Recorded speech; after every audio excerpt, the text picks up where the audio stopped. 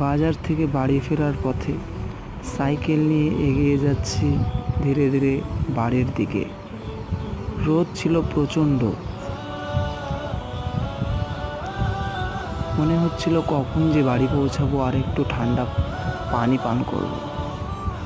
এই বাসনা নিয়ে বাড়িতে যাচ্ছি সাইকেল নিয়ে খুব স্পিডে।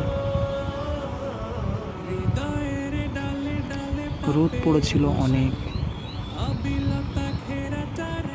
জিভটা যেন হাতের তলায় বেরিয়ে আসছিল। মনে হচ্ছিল আর যে বাড়ি কত দূর, সাইকেল যেন এগোচ্ছেই না।